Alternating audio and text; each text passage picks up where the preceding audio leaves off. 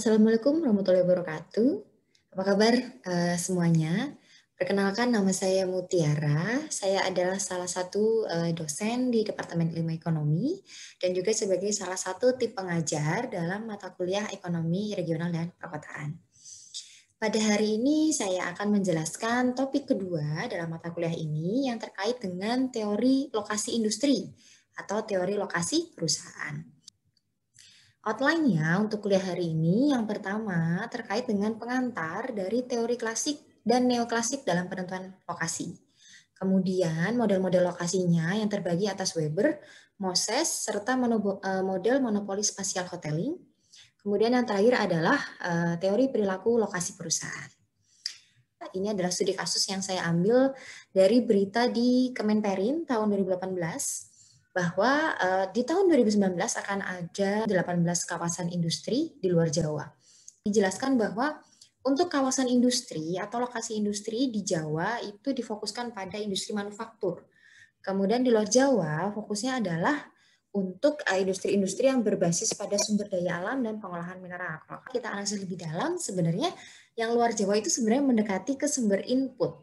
Ya. Sedangkan kalau di manufaktur di Pulau Jawa itu sebenarnya karena mendekati pasarnya. Gitu. Sedangkan selain itu di Pulau Jawa juga sudah ada infrastruktur yang lebih memadai daripada di luar Jawa. Untuk slide selanjutnya, ini terkait dengan masih studi kasus juga mengenai penetapan Pulau Jawa sebagai pusat industri manufaktur di Indonesia. Mari kita lihat dulu studi kasus ini dari berita di Metro TV tahun 2020. Kembali bersama kami di Newsline Bisnis, pemirsa. Pemerintah telah menyiapkan kawasan industri baru di Batang, Jawa Tengah untuk menampung para investor yang hendak merelokasi atau mendiversifikasi investasinya ke Indonesia. Presiden Joko Widodo hari ini meninjau langsung persiapan pengembangan kawasan industri ini. Menteri BUMN Erick Thohir mengatakan pengembangan kawasan industri Batang akan dilakukan dalam 3 tahap.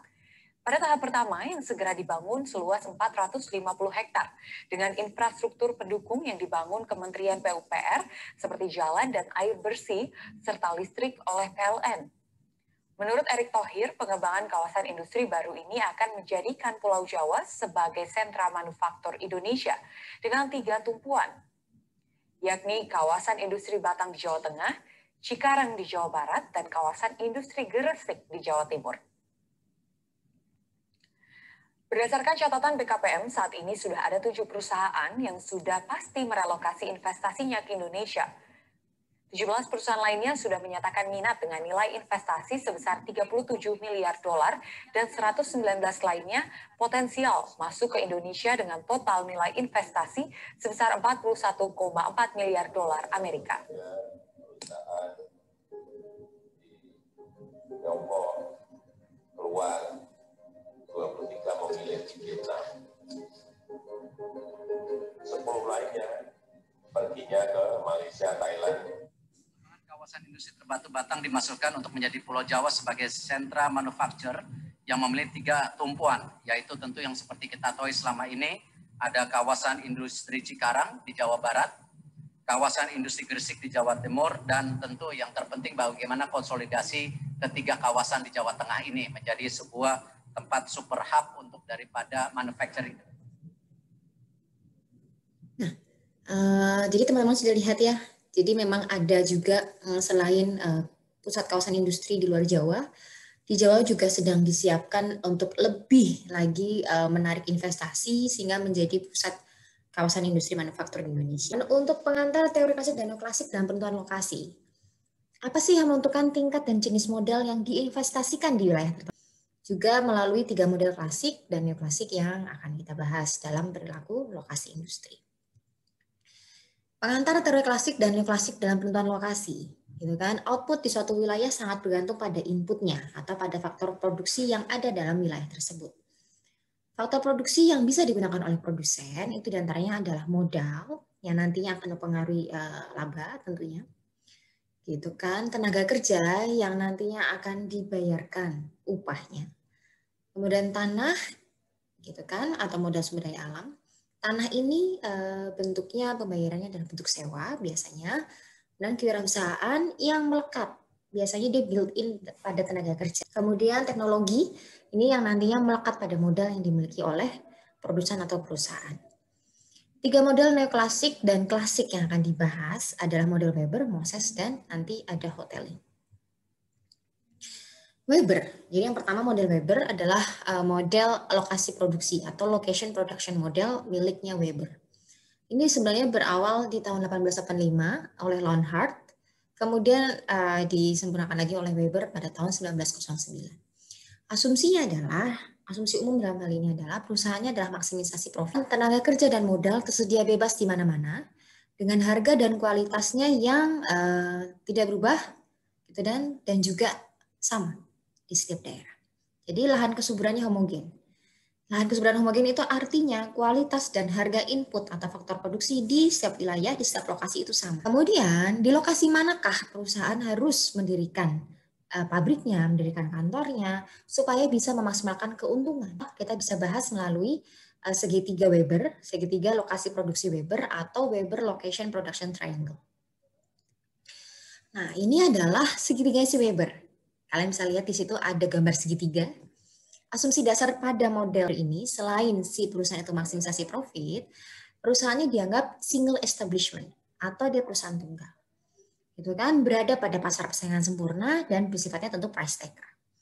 Kemudian perusahaan ini diasumsikan menggunakan 2 input untuk memproduksi 1 buah output. Nah, ini simplify banget ya, gitu kan. Input hanya 2 untuk memproduksi 1 buah input. Faktor pentingnya ada M1, M2, M3, P1, P2, P3, M1, M2, M3 besar, T1, T2, T3, dan K. Lalu apa ini faktor penting di situ? Jadi sebelum saya menjelaskan segitiga ini, saya ingin menjelaskan faktor-faktor penting yang ada pada model ini. Nah, ini adalah faktor yang pentingnya. M1, M2 kecil, itu adalah berat ton dari input 1 dan 2 yang digunakan oleh perusahaan. Jadi ada input 1 dan 2, tadi sesuai dengan asumsinya, 2 input 1 dan 2, beratnya itu dilambangkan dengan M1, M2 kecil. Kemudian kalau beratnya output itu harusnya M3 kecil ya, jadi ini agak salah, ini harusnya M3 kecil. Nah, itu adalah berat dari output yang diproduksi perusahaan. Dan P1, P2 ini adalah harga per ton dari input 1 dan input 2 di lokasi produksi. P3 adalah harga per ton dari output yang diproduksi di pasarnya. M1, M2 besar adalah lokasi produksinya dari input 1 dan input 2. Kalau M3 adalah lokasi pasar untuk output. T1, T2 adalah biaya transport per ton per kilometer untuk mengangkut input 1 dan 2. T3 adalah biaya transport per ton per kilometernya untuk mengangkut output. Dan K itu adalah lokasi optimal perusahaan. Gitu ya. Maka kalau kita kembali ke slide ini ada M1, M2. Ini adalah lokasi input. Lokasi input diproduksi untuk input 1 dan input 2. M3 di sini adalah lokasi pasar untuk output. K, lokasi perusahaan. D1, D2, D3 itu adalah distance atau jarak.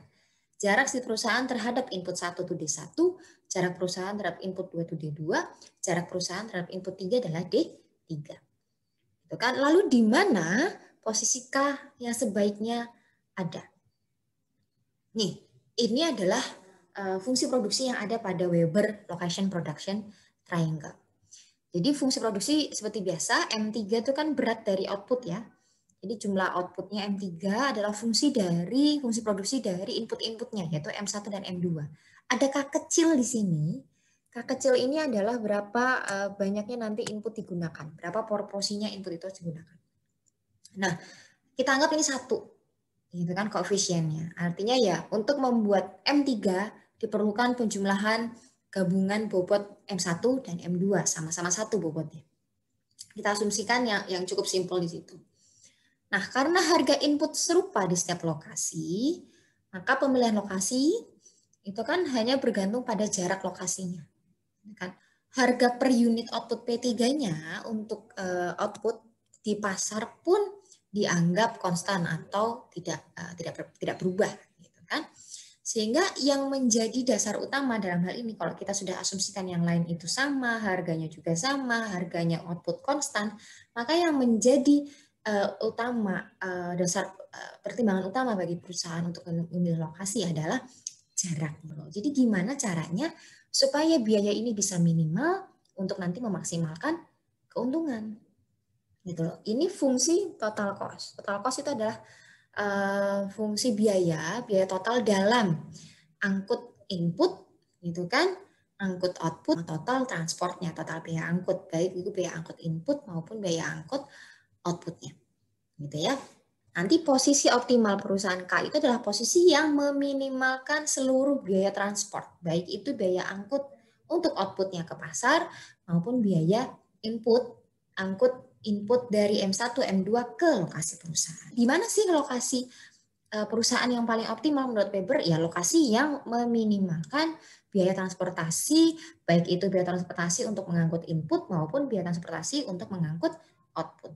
Nah, ini aplikasi pada teori Weber bahwa ternyata gitu kan posisi optimal dari perusahaan itu bisa seperti A ataupun seperti B. A itu berarti dia mendekat ke input 2, B itu artinya dia mendekat ke input 1. Dalam hal ini yang lebih mempengaruhi keputusan perusahaan dalam maksimisasi keuntungan adalah lokasi inputnya. Kan? Karena kan di output mereka tidak bisa mengubah-ubah harga juga kan, tidak bisa set harga karena harga di output di dalam pasar output itu sudah diset secara exogenous. Ini kita lihat untuk yang posisi A. Posisi A itu asumsinya apa? Ada suatu perusahaan memproduksi mobil yang membutuhkan input 1 dan input 2. Input 1-nya adalah baja dan input 2-nya adalah plastik. Gitu kan? Untuk satu mobil yang memiliki berat 2 ton, membutuhkan 1 ton baja dan 1 ton plastik. Gitu kan? Biaya transportnya pun diukur nanti. Biaya transport itu kan bisa diukur oleh berat dan dimensi barang yang diantar. Kan gitu. Serta jarak tempuhnya. Ketika dua-duanya sama-sama 1 ton yang dibutuhkan, untuk 1 ton baja dan 1 ton plastik, ternyata biaya transport itu bisa lebih mahal di plastik. Kenapa? Untuk 1 ton plastik mungkin lebih bulky. Bulky itu artinya dia dimensinya lebih gede daripada baja. Baja itu mungkin lempengan-lempengan saja. Jadi dengan 1 ton baja bisa dengan dimensi yang lebih compact dan itu diantar dari M1 ke posisi perusahaan. Sedangkan untuk plastik yang lebih bulky dengan 1 ton itu, maka nanti pengirimannya jadi lebih mahal yang si plastik. Gitu kan, sehingga nanti kita bisa bilang T1 atau biaya transport atau biaya angkut untuk input 1 yaitu baja jadi lebih murah daripada input 2. Ya, kalau Weber artinya kalau mau minimisasi biaya di dalam Weber itu kan artinya ya dengan sama-sama membeli 1 ton lebih baik mendekat ke T2 yang lebih mahal. Itu kan kita sama-sama butuh 1 ton untuk baja dan plastik. Maka lebih baik mendekat ke T2 yang biaya transportnya lebih mahal. Itu kan untuk nantinya menekan biaya transportasi. Kemudian untuk posisi B. Jadi untuk 2 ton mobil, jadi untuk satu mobil yang berbobot 2 ton, itu membutuhkan 1,5 ton baja dan 1,5 ton plastik.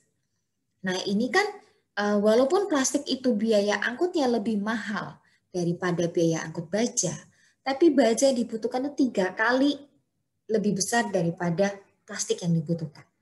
Nah, karena baja yang dibutuhkan lebih banyak, posisi perusahaan akan mendekat ke titik B supaya menekan biaya angkutnya. Nah, ini aplikasi yang lain bahwa ternyata ada ini ilustrasinya ada 2 perusahaan, D dan E, dan keduanya sama-sama memproduksi mobil. Gitu kan? Kombinasi input dari keduanya adalah M1 M2. Ya kan, kombinasi inputnya adalah M1 dibagi M2, sorry. Ini rasionya, M1 per M2. Mereka memiliki kombinasi input yang sama, memiliki fungsi produksi yang sama juga. Gitu kan? Ketika kedua perusahaan membayar biaya angkut T1 dan T2 yang sama, maka lokasi kedua perusahaan itu akan identik. Tapi ternyata kalau kedua perusahaan itu memiliki perbedaan pada efisiensi teknis, di mana perusahaan D itu dalam proses produksinya menghasilkan buangan sebesar 70% dari input yang digunakan. Sedangkan perusahaan E itu lebih efisien, artinya ketika dalam proses perakitan mobil atau produksi mobil, buangannya, gitu kan, waste-nya itu hanya 40% dari input yang digunakan. Artinya kan yang E itu berat mobilnya lebih berat daripada yang D. Biaya angkut E tentu lebih besar daripada biaya angkut si perusahaan D dalam mengangkut outputnya ke pasar. Ya kan? Karena E itu mobil lebih berat, ya pasti nanti biaya transportasinya lebih mahal untuk perusahaan E. Maka nanti perusahaan E nanti orientasinya ke market. Nah, posisi dia akan mendekat ke market. Nah, kemudian penjelasan selanjutnya adalah terkait dengan analisis isodapan. Isodapan itu apa? Isodapan itu adalah pemetaan, mapping dari lokasi-lokasi yang memiliki kenaikan biaya transportasi yang sama. Bayangkan nih, ini kan K bintang nih, ini posisi lokasi Weber yang paling optimum pada saat ini, dengan inputnya M1 dan M2. Lalu, apakah ada kemungkinan bagi si perusahaan itu untuk memindahkan perusahaannya atau industrinya ke tempat lain? Ini yang dibahas di dalam isodapan analisis. Berarti kalau ada kemungkinan dia memindahkan ke tempat lain, perlu ada pemetaan, mapping lokasi mana yang memiliki kenaikan biaya transportasi yang serupa. Karena kan pasti kalau mereka pindah tempat, kan lokasinya udah nggak optimum lagi dibandingkan M1, M2, dan M3. Artinya akan ada kenaikan biaya transportasi. Wilayah yang memiliki kesamaan kenaikan biaya transportasi itu berada dalam lingkaran isodapan yang sama. Kayak misalkan ini nih, C, U, sama Q. Itu kan di sini $10.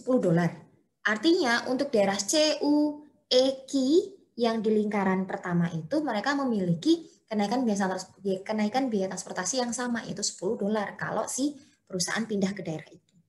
Nah, begitu juga untuk daerah di luar-luarnya. Semakin jauh, maka biaya transportasi juga semakin mahal. Lihat di lingkaran terjauh, yaitu di wilayah X sama T, itu kan biaya kenaikan transportasinya sampai $50. Nah, itu makin jauh tentu biaya kenaikan transportasinya makin mahal. Nah, lalu kalau kita perusahaan dan melihat seperti itu, ngapain kita pindah ya? Kita pindah, harga lebih mahal biaya transportasinya. Buat apa? Bagaimanakah si perusahaan itu agar mau tertarik memindahkan produksinya, memindahkan industrinya ke daerah lain? Itu kan, maka perlu ada penurunan harga faktor produksi yang bisa mengkompensasi kenaikan biaya transportasi. Jika harga input di lokasi lain lebih rendah, gitu kan, berapa sih harga input itu harus turun agar perusahaan tertarik untuk berpindah lokasi? Gitu kan. Nah, misalkan nih, kita lihat kalau daerahnya di daerah lingkaran Q atau Q, daerah Q, itu kan bisa dilihat misalkan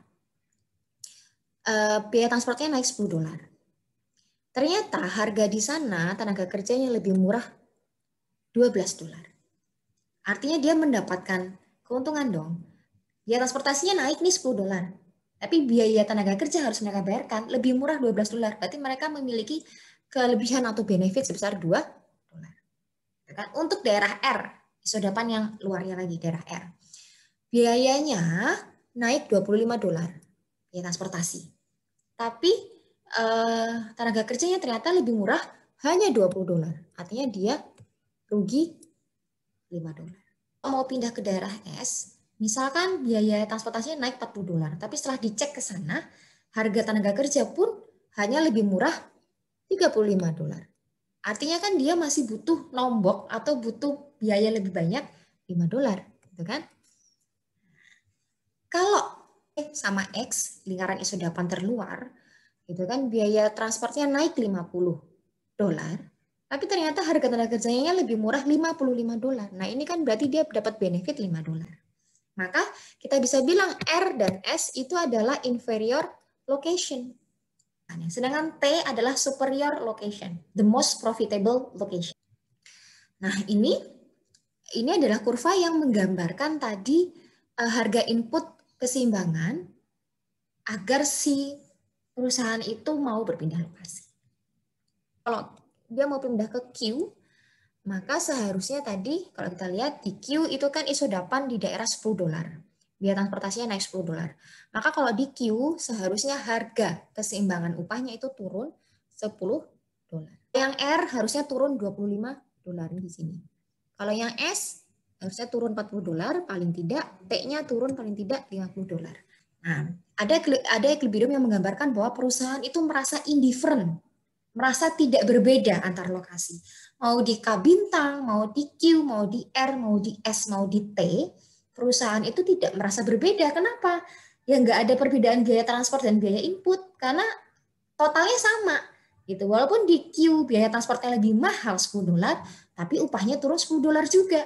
Jadi profit sama di semua lokasi karena variasi penurunan harga input per satuan outputnya itu sama dengan peningkatan biaya transportasinya per satuan output juga. Ya.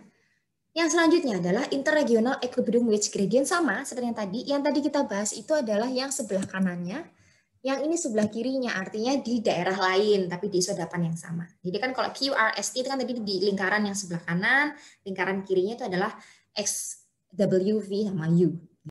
Nah, berarti lokasi-lokasi ini jadi perfect substitutes gitu loh. Jadi mereka saling menggantikan saja, orang tidak ada yang berbeda. Sama lah intinya efeknya terhadap total biaya si perusahaan. Nah, ini penting dalam memahami pola investasi industri secara spasial. Gitu kan? Lokasi tertentu itu bisa menarik para investor atau menarik investasi jika ada harga input lokalnya yang lebih murah.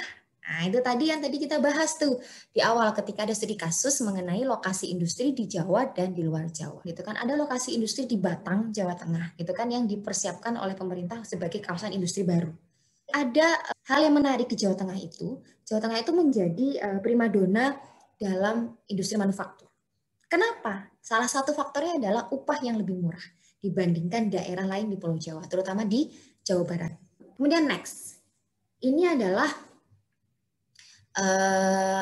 locational effect dari adanya sumber-sumber baru, baik itu input maupun pasarnya. Bayangkan nih, yang tadi ini kan isodapan ya, masih di lingkaran-lingkaran isodapan.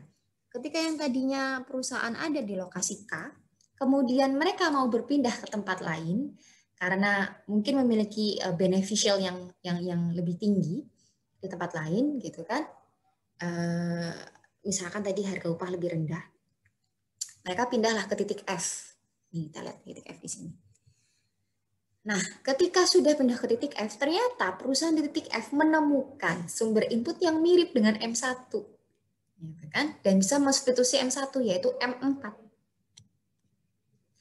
Logika kita nih, lihat aja tuh dari F ke M1 dan dari F ke M4 lebih dekat mana? Dekat M4 kan? Gitu. Maka biaya transportnya M4 itu lebih kecil daripada biaya transportnya M1. Inputnya tidak lagi M1, M2, tapi M2 dan M4. Ke pasarnya kemana? M3. Tapi ternyata M3 cukup jauh, gitu kan? Jadi relatif mahal untuk transport output ke M3. Akan timbullah, gitu kan, pasar baru yaitu M5. Di mana M5 ini relatif lebih dekat ke F. Gitu. Dan nanti akhirnya akan timbul titik Weber yang baru, titik optimum Weber yang baru. Yaitu di titik G. Jadi kan sedikit berpindah lah si perusahaan itu tadi di F, sedikit berpindah ke G, gitu kan, di mana dia lebih optimum dalam pergi ke pasar M5 dan juga dalam mengangkut inputnya M2 dan M4. Gitu loh. Jadi ini sebenarnya konsekuensi dari adanya perubahan lokasi si produsen tadi dari lokasi K ke yang lain adalah munculnya sumber-sumber input baru dan munculnya dan munculnya pasar-pasar output baru. Nah, ini konsekuensi. Gitu kan? Perusahaan itu sebenarnya bisa lah secara konstan mengubah pasar input dan output mereka sebagai tanggapan atas perubahan harga input dan output. Jadi ternyata di daerah lain, gitu kan, tadi kan kita sudah bahas, di daerah lain ternyata inputnya lebih murah, jauh lebih murah daripada kalau kita bandingkan dengan biaya transportasinya. Maka tanggapan atas perubahan harga input tersebut, si perusahaan pindah tempat, itu kan tanggapannya. Nah, ternyata tanggapan-tanggapan itu bisa dilakukan secara konstan oleh perusahaan, gitu kan, dalam teori untuk mendapatkan minimisasi biaya sesuai dengan teori Weber. Tapi dalam kenyataannya, gitu kan, perusahaan itu nggak bisa sering-sering melakukan perpindahan lokasi. Kenapa? Ada biaya relokasi. Biaya relokasi kan juga tidak murah. Yang ketiga kita bahas terkait dengan MOSES, Location Production Model, atau lokasi produksi model milik MOSES. Apa sih bedanya MOSES dengan Weber? Nah, tadi mungkin di awal ada sedikit yang tidak terlalu terbahas adalah di Weber, gitu kan, penggunaan input 1 dan input 2 tidak bisa saling mensubstitusi. Itu asumsinya juga utama di Weber. Mungkin tadi agak terlewat ya di awal. Kalau di MOSES itu bisa. Lah, kenapa muncul MOSES gitu? Karena sebenarnya segitiga Weber itu dikritisi. Dalam teori mikro itu sebenarnya masih bisa input-input tuh masih ada yang bisa saling bersubstitusi. gitu. Dan itu perlu dimasukkan. Maka Moses di sini sedikit merubah segitiga Weber menjadi yang asumsinya tidak bisa bersubstitusi untuk input 1 dan input 2 menjadi bisa saling mensubstitusi. Nah, dibangun dari segitiga Weber ya. Ini segitiga si Moses. Kalau kalian bisa lihat ini segitiganya mirip dengan miliknya Weber. Itu kan ada M1, M2 dan M3. Nah, di sini kita tentukan dulu lokasi merah ini nih, L sama J ini. Ini kan ada busur LJ ya, warna merah itu. Itu adalah posisi dimanapun lokasi perusahaannya di sepanjang busur ini, itu nanti biaya transport ke M3-nya tidak berubah banyak. Jadi dianggap konstan. Jadi tidak lagi pertimbangan utama untuk mengangkut output ke M3. Karena lokasi di sepanjang busur ini itu sudah menggambarkan biaya transportasi yang sama ke M3-nya. Maka yang menjadi dasar dari perubahan lokasi di perusahaan adalah hanya bagaimana biaya input untuk mengangkut M1 dan M2 itu diminimalkan. Kan? Maka yang perlu diberikan adalah bagaimana biaya transport untuk M1 dan M2 itu bisa diminimalkan. Di posisi manakah di sini yang paling meminimalkan biaya transport dari M1 dan M2? Gitu ya. Nah, berarti pilihannya adalah tergantung dari kombinasi penggunaan inputnya. Gitu kan. Maka di sini akan ada envelope budget constraint. Kalau misalkan kita gambarkan nih, atau kita bayangkan, kalau misalkan kita bayangkan, kalau posisi perusahaannya ada di L itu kan yang ini ya, ada di L, maka biaya angkut M1 itu paling minimal, karena dia paling dekat ke M1. Tapi biaya angkut M2-nya jadi maksimal, ya kan? Karena dia paling jauh ke M2. Sedangkan kalau posisinya di J, biaya M2-nya minimal, untuk mengangkut M2-nya biayanya minimal, untuk mengangkut M1-nya jadi maksimal. Nah, ini kan berarti ada berbagai macam kombinasi dari lokasi industri, gitu kan?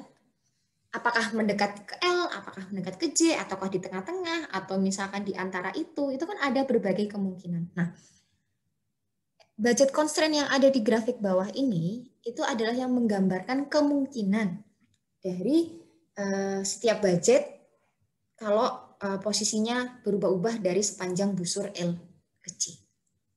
Jadi misalkan nih, ada garis yang pertama ini, saya garisin merah nih, ini L, ya kan posisi L, artinya apa? Penggunaan M1-nya jadi lebih banyak. Makanya dia mendekat ke M1 banget, gitu kan, karena dia posisinya L. Penggunaan M2-nya tidak terlalu banyak. Tapi kemudian kalau posisi yang J ini J ya, kita tarik garis, ini posisi budget constraint-nya untuk si posisi lokasi di J. Kalau budget constraint-nya seperti itu, artinya dia prefer ke M2, penggunaan M2-nya lebih banyak, M1-nya lebih sedikit. Dia mendekat ke M2 maksimal di titik C. Nah, grafik-grafik ini yang di bawah-bawahnya ini adalah grafik-grafik untuk kemungkinan-kemungkinan lain.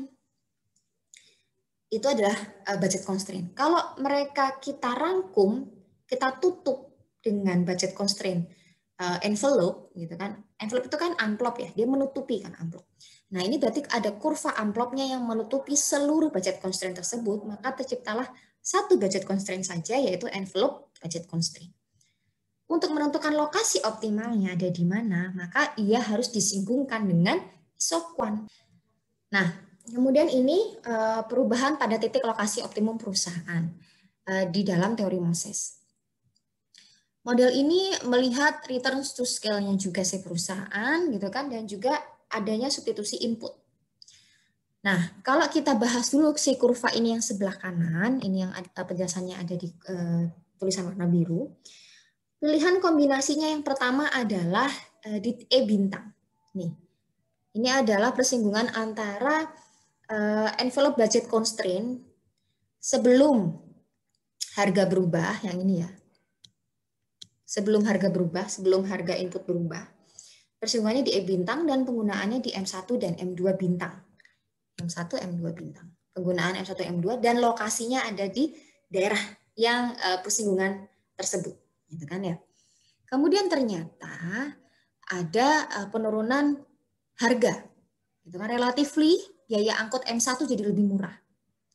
Ini penurunan harga dari sisi biaya angkut inputnya. Gitu kan, dari M1 lebih murah, gitu kan, sehingga akhirnya apa? Kalau ternyata input M1 itu jadi lebih murah, karena ada substitusi, jadi perusahaan tersebut akan menggunakan input 1 lebih banyak daripada sebelumnya. Maka bergeraklah posisi si perusahaan itu mendekati M1. Karena dia bisa beli M1 lebih banyak dengan harga M1 yang lebih murah. Maka envelope budget constraint-nya bergeser lebih ke arah M1. Ini. Kenapa? Karena kan M1 jadi penggunaannya lebih banyak. Jadi dia mendekatlah ke M1. Si budget constraint-nya, envelope budget constraint-nya juga bergeser ke arah M1. Jadi dia lebih curam. Karena kan dia mendekat ke M1. Persinggungannya di sini, persinggungan baru, yaitu E-aksen. E-aksen di sini persinggungan kurva isoquant dengan kurva envelope budget constraint yang baru. Keseimbangan ada di E-aksen. Di sini dia menggambarkan penggunaan M1 dan M2 yang sudah berubah, dan juga lokasi produksinya yang juga berubah mendekat ke M1. Dan ternyata dalam model Weber dan Moses ini ada keterbatasan. Yang pertama, dalam model ini harga output di pasar tidak berperan dalam penentuan lokasi perusahaan. Dari tadi kita bahas, yang berperan utama dalam penentuan lokasi perusahaan adalah biaya angkut input. Kemudian yang menjadi masalah selanjutnya adalah ternyata biaya transportasi itu sebenarnya hanya persentase kecil dari total biaya. Kalau kita melihat hanya di biaya hanya di biaya transportasi. Nah, solusi dari yang kedua ini adalah kita melihatnya bukan ke biaya transportasi, kan, tapi ke total biaya logistik. Nah ini ketika kita tadi melihat di poin kedua dalam slide ini, model ini melihat return to scale. Artinya ketika skala produksinya naik, gitu kan, apa efeknya pada envelope budget constraint dan juga pada isoquant. Kita melihat ini ada kurva isoquant, itu adalah yang garis lurus ya, yang garisnya tebal. Kemudian garis titik-titik itu yang satunya ini bawahnya, ini adalah envelope budget constraint. Nah, lokasi optimum itu ditunjukkan oleh persinggungan antara envelope budget constraint, kurva titik-titik, dengan kurva isoquant. Dan kemudian output perusahaan naik. Kalau output perusahaan naik kan pasti isoquantnya bergeser ke atas kan, masih ingat ya. Budget constraint juga pasti bergeser ke atas. Yang namanya output naik, produksinya naik, biaya produksinya juga naik. Kan, maka bergeserlah semua ke atas. Yang menghubungkan semua titik lokasi optimum itu digambarkan dengan expansion path yang menghubungkan titik ABC. Titik ABC ini berarti kita bisa lihat dia kan agak curve-nya agak downward ya. Jadi dia bentuknya begini. Kita bisa simpulkan bahwa output perusahaan naik, penggunaan inputnya naik juga, gitu kan? Dan kombinasi input pasti berubah. Jadi kalau bentuknya kurvanya downward seperti itu, maka si perusahaan sebenarnya semakin outputnya naik, dia semakin mendekati M2. Artinya penggunaan M2-nya lebih banyak. Semakin dia naik outputnya, semakin naik penggunaan inputnya. Ternyata penggunaan input yang relatif naik lebih banyak adalah penggunaan input M2. Sehingga lokasi perusahaannya mendekat ke M2. Kalau ternyata kurva expansion path-nya berbentuk upward, kalau upward itu tidak seperti ini, tapi itu kan, seperti itu. Kalau bentuknya curve upward, itu kan berarti lokasinya semakin naik produksinya, semakin naik outputnya, penggunaan input 1 juga lebih banyak, gitu kan, sehingga rasio M1 per M2-nya naik. Lokasi mendekat ke M1, jadi bentuk expansion path-nya nanti upward. Yang ini expansion path-nya linear. Dia tidak cenderung ke M2, tidak cenderung ke M1. Dia linear. Artinya di sini memperlihatkan kalau misalkan skala produksinya naik dari FGH gitu kan, outputnya naik, penggunaan inputnya naik, tapi ternyata kombinasi inputnya, penggunaan kombinasi input di setiap titik produksi itu tidak berubah. Sehingga posisi si perusahaan tidak akan berubah. Oke, sekarang kita masuk ke teori yang ketiga, yaitu hoteling atau model monopoli spasial. Nah, ini juga memperlihatkan biaya transport, tapi memperlihatkan bagaimana secara spasial, secara ruang, setiap perusahaan itu memiliki kekuatan monopoli sendiri-sendiri. Di grafik ini, yang vertikal itu menggambarkan harga produknya dan juga menggambarkan biaya transport yang harus dibayarkan. gitu kan, oleh si konsumen dalam mengakses produk-produk yang dijual oleh perusahaan A dan perusahaan B. Kemudian, ini kalau misalkan dilihat nih, ini perusahaan A, ini perusahaan B, lokasinya di A dan B. Market area untuk totalnya adalah dari O sampai L. Ya. Kemudian, harga barang A itu ada di level ini. Harga barang B di level yang sebelah kanan. Kalau dilihat, harga barang A dan barang B berbeda. Gitu kan? Padahal perusahaan ini diasumsikan memproduksi barang yang sama. Barang A dan barang B itu barang yang sama, hanya diproduksi oleh dua perusahaan yang berbeda, yaitu perusahaan A dan B. Gitu kan? Ternyata harga B lebih mahal daripada harga A. Artinya efisiensi produksi A tentu lebih besar daripada B. Sehingga A bisa menekan menekan harga outputnya karena produksinya lebih efisien dibandingkan dengan yang B. Kemudian ada biaya transport, TA, TB. T ya, biaya transport itu simbolnya. Biaya transportnya si A sama B itu rate-nya sama. Lihat samanya dari mana kalau digambar atau di grafik? Dari slope-nya ini loh.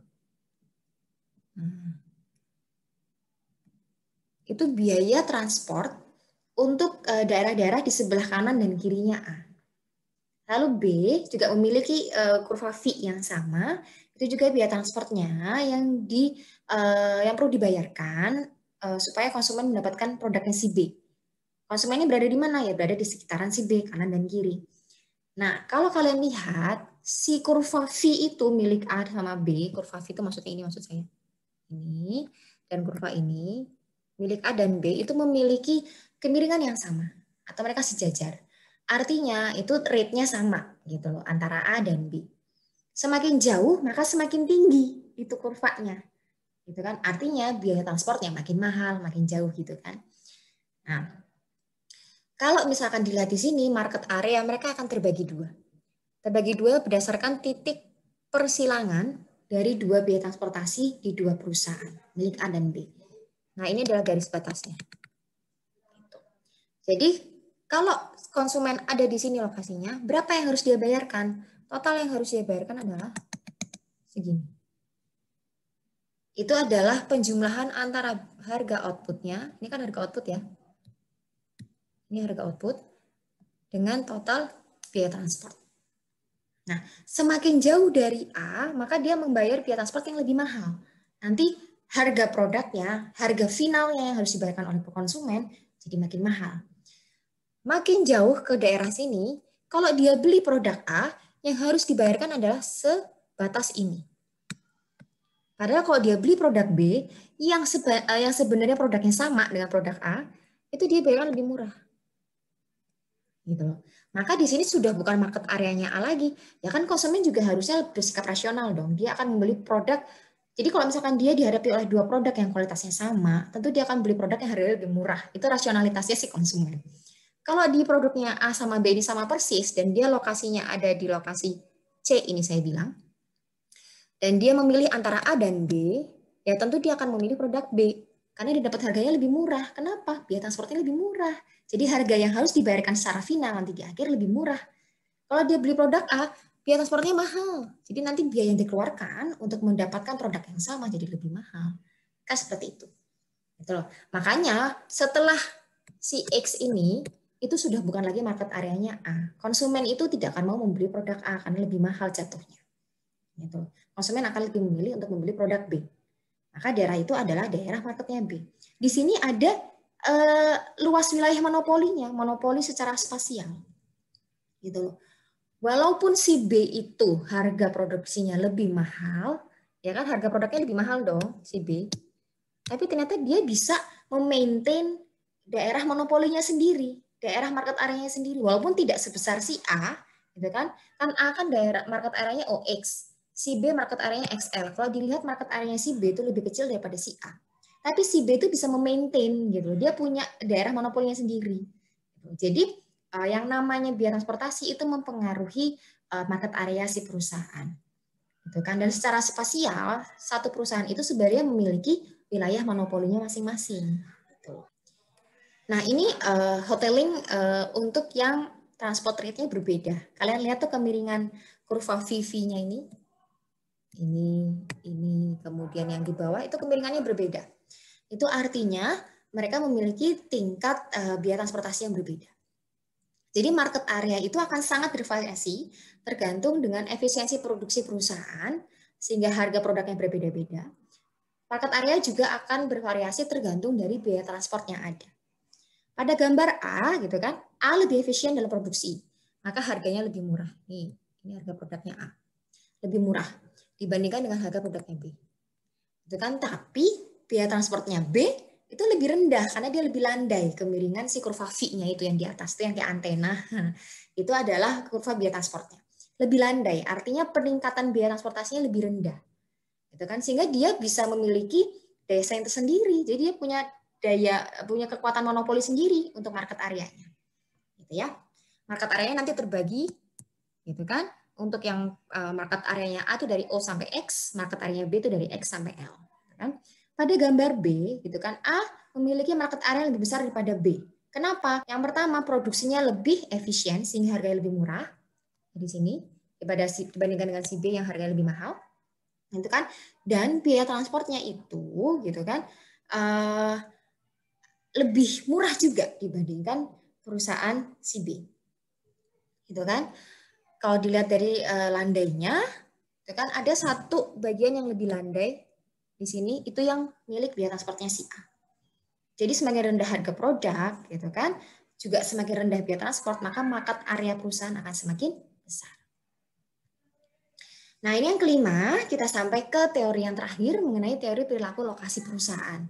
Gitu kan, asumsinya pada pembahasan sebelumnya itu perusahaan bertujuan memaksimumkan profit. Dan informasi diasumsikan sempurna. Pada kenyataannya, perusahaan itu tidak bisa selalu hanya bertujuan pada maksimisasi profit. Bisa saja dia memiliki fokus pada tujuan lainnya. Misalkan memaksimumkan total revenue, memaksimumkan market share, memaksimumkan penjualan, gitu kan. Kemudian yang kedua, ada informasi yang terbatas. Perusahaan-perusahaan itu juga sebenarnya bisa memiliki keterbatasan dalam akses informasi. Gitu kan. Sedangkan dari teori-teori yang tadi kita bahas, informasi itu diasumsikan sempurna, artinya tidak ada keterbatasan informasi dan tidak ada perbedaan antara tiap perusahaan dalam mengakses informasi. Gitu kan. Maka ada kritik kepada teori ini. Gitu kan. Kritiknya apa? Yang pertama ada bounded rationality. Bounded rationality itu adalah yang terkait dengan terbatasnya informasi. Jadi rasionalnya perusahaan itu kan harusnya maksimisasi profit, minimisasi biaya. Tapi ternyata perusahaan itu tidak bisa mengambil keputusan secara rasional. Tidak bisa mengambil keputusan secara rasional perusahaan itu. Kenapa? Ya mungkin karena mereka memiliki informasi yang terbatas. Kemudian yang kedua, adanya conflicting goals. Ini yang terkait dengan kenyataannya bahwa perusahaan tidak bisa selalu bertujuan memaksimalkan profit. Misalnya, dalam suatu perusahaan ada beberapa divisi. Gitu kan? Ada divisi pemasaran, divisi produksi, gitu kan? Nah, tujuan dari tiap divisi itu udah berbeda-beda. Mungkin tujuan utama dari perusahaan adalah maksimisasi profit. Tapi kan mereka memiliki pengawasan. Mereka kan selalu diawasi dalam bekerja. Kalau targetnya si divisi pemasaran mungkin adalah maksimisasi penjualan. Kalau targetnya di divisi produksi mungkin maksimisasi produksi. Gitu loh. Jadi tujuan mereka untuk tiap divisi saja sudah berbeda. Nah, itu bisa menyebabkan adanya konflik dalam mencapai tujuannya. Gitu. Kemudian yang ketiga, ada kritik terhadap biaya relokasi. Tadi sudah kita bahas di awal, mengenai perpindahan lokasi. Itu sebenarnya sulit sekali. Kenapa? Karena adanya biaya relokasi. Gitu loh. Nah, biaya relokasi ini lebih berkaitan pada efek spasialnya. Tapi kalau yang terkait dengan teori perilaku itu di nomor 1 dan nomor 2, yaitu bounded rationality dan conflicting goals. Ini kritiknya. Kritik yang terkait dengan spasialnya, yaitu biaya relokasi, dan kritik yang terkait dengan perilakunya si perusahaan yang ternyata tidak bisa sesuai dengan asumsi yang ada. Nah, lalu yang terakhir dalam slide ini adalah adanya Elkin's adaptive sama adaptive environments. Jadi ini adalah teori dari Elkin yang memberikan argumen terkait perilaku perusahaan gitu kan dalam kondisi uncertainty. Jadi salah satu teori yang mendasari perilaku berlokasi perusahaan juga disebutkan oleh si Elkin dalam Elkin's Adaptive dan Adaptive Environments. Jadi kalau adaptive environments itu adalah perilaku perusahaan di mana dalam hal ini lingkungan atau environment lah yang mengadopsi si perusahaan. Jadi jenis-jenis perusahaan dalam teori adaptive environment itu memiliki akses yang sama terhadap informasi, dan tidak ada dari perusahaan-perusahaan tersebut yang memiliki sesuatu yang lebih daripada perusahaan lainnya. Jadi perusahaan-perusahaan tersebut itu berada dalam kondisi yang sama, dalam situasi yang sama, dan memiliki akses informasi juga akses yang sama, gitu kan? Nah, dalam hal ini nanti lingkungan yang mengadopsi perusahaan mana yang cocok dan dibutuhkan oleh lingkungan tersebut, biarkanlah lingkungan yang memilih, gitu maksudnya. Jadi lingkunganlah yang mengadopsi perusahaan-perusahaan yang sesuai dengan kebutuhan lingkungan tersebut. Itulah adopsi environment. Kemudian yang kedua adalah adaptive environments atau adaptasi. Jadi di sini perusahaan yang lebih aktif dalam beradaptasi pada lingkungannya. Begitu kan? Maksudnya seperti apa? Nah, di sini maksudnya asumsi dalam teori ini adalah ada dua tipe perusahaan. Ada perusahaan yang lebih besar dan perusahaan yang lebih kecil. Perusahaan yang lebih besar itu memiliki power dan memiliki keuntungan lebih pada akses informasi, gitu kan? Karena mereka sudah besar kan perusahaannya, sudah memiliki modal lebih banyak, sehingga nanti dalam akses informasi pun lebih mudah dibandingkan dengan perusahaan-perusahaan yang lebih kecil. Nah, dalam hal ini perusahaan yang beradaptasi pada lingkungannya, terutama perusahaan kecil, itu akan mengambil keputusan-keputusan atau mengambil perilaku yang meniru perilaku perusahaan yang besar. Jadi mereka beradaptasi dengan cara meniru keputusan-keputusan yang sudah diambil oleh perusahaan besar sebelum-sebelumnya. Seperti itu. Nah, ini teori perilaku lokasi perusahaan. Dari grafik ini dapat dilihat bahwa jumlah produksi yang diproduksi perusahaan itu bisa bervariasi. Bisa di Q1, bisa Q2, bisa Q3, di mana posisi tersebut memberikan efek yang berbeda-beda. Gitu ya. Hanya satu titik output yang memberikan tingkat maksimum profit. Jadi hanya satu titik produksi yang memberikan maksimisasi profit, gitu kan, yaitu di Q2. Nah, kalau misalkan perusahaan memilih untuk produksi di Q1, artinya dia minimisasi biaya tujuannya. Nah, kalau dia produksi di Q3, itu artinya dia maksimisasi total revenue, tapi bukan maksimisasi profit. Kalau tujuannya maksimisasi profit, maka nanti produksinya ada di Q2. Yang terakhir ini yang terkait dengan special cost dan revenue cost. Gitu kan? Ini terkait dengan lokasi-lokasi yang dipilih oleh perusahaan, di mana tujuannya bisa saja maksimisasi profit, bisa saja yang lain. Nah, kalau mau maksimisasi profit, maka lokasi yang dipilih harusnya di P. Kenapa P? Karena di P ini yang memaksimumkan gap antara total cost dan juga total revenue, di mana total revenue-nya yang maksimum dan total cost-nya minimum. Tapi kalau perusahaan ingin memaksimumkan penjualan, maka lokasinya di S, di mana total revenue-nya maksimum di sini.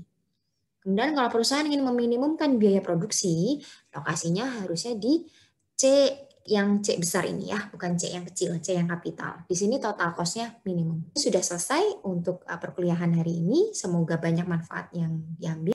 Untuk perhatiannya, saya ucapkan terima kasih dan mohon maaf atas segala kesalahan dalam perkuliahan ini. Assalamualaikum warahmatullahi wabarakatuh.